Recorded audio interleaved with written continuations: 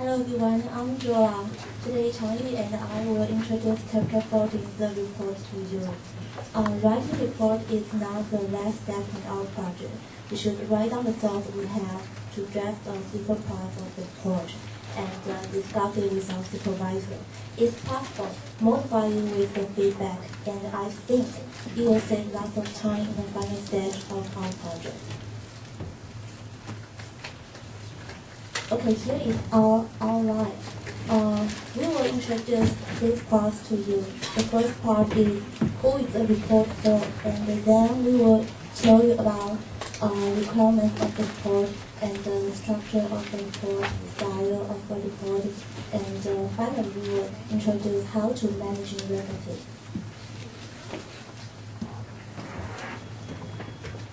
Before starting to write your report, you should decide who is going to read it. Here is one way of categorizing them. Here you can see there are experts. Experts, they are people who with highly specialist theoretical and practical knowledge in one or several areas. And technicians. Technicians usually maintain and upgrade the things that the experts have designed and developed. And there are executives and business professionals and non-specialists. Non-specialists, that means people who with little or no technical knowledge in some subject.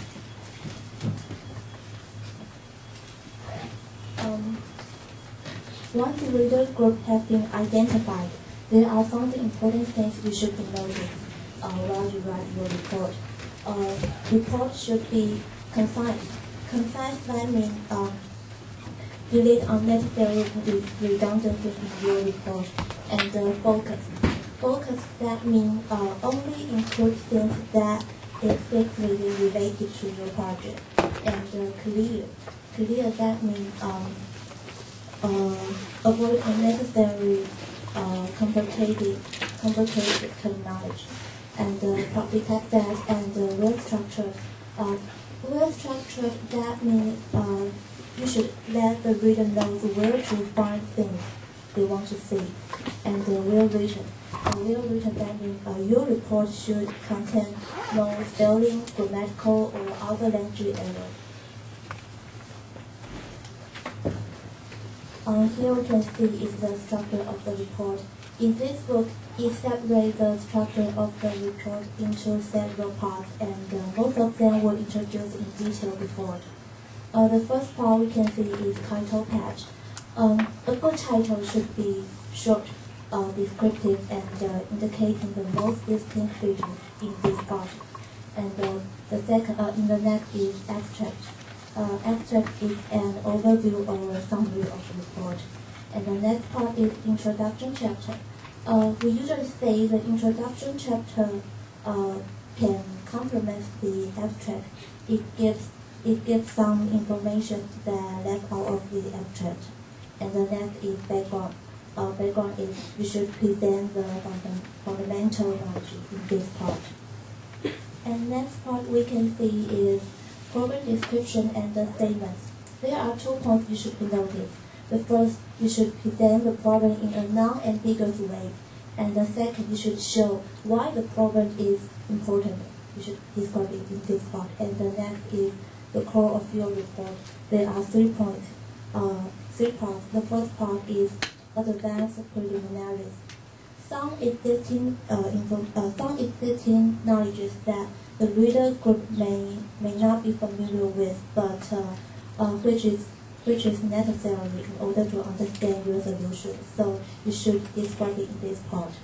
And second, we can see you should show your approach and method and your analysis of the report. Next, we can see is related work part. This part can serve the purpose of positioning your work in the context of other people's work in the area. And next, in the final, we can see the part is conclusion. It's the last section in your report. We should emphasize the main contributions and the results here, and back up by the earlier part of the report. Okay, here is the outline of a report of structure. In long report, we can include an appendix. Here, appendix. And in very long report, we can include an index of keywords. In order to enhance understanding and the readability of your report, there are some points we should be noticed. The first is precise in your description. Your description should be right in a non-ambiguous manner, and be concise in your description. Be concise, that means be sure the arguments and the hypotheses are expressed as efficiently as possible. And right for target reader group, you should make sure the reader group will be able to understand your content easily. And the next is be structured and organized in your presentation. That means you should make sure your report has a distinct outline. And next, Chang-Yu will introduce how to manage your references.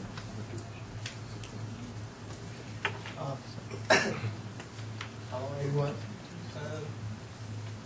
By publicly referencing the material work is your work is based upon, you have to achieve several things. First is extent. Show the current state of the art technology in the area. And second is originality. Show the originality of your work. And third is credit. Credit to other people's work and avoid being to copy other people's work. And fourth is support. We support arguments made in our report. And finally, we is familiar with the work done in the area.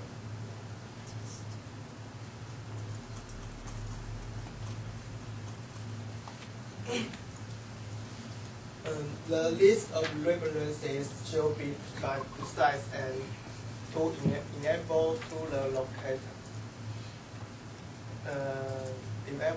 reader to identify and locate the source. So the list section mentioned two rules for arranging the list. First is single author entry comes before multiple authors with the same author. And second is sorted logically. For example, like publication date. Here are some types of reference sources, like journal, conference, books, and technical reports and web pages, interviews. So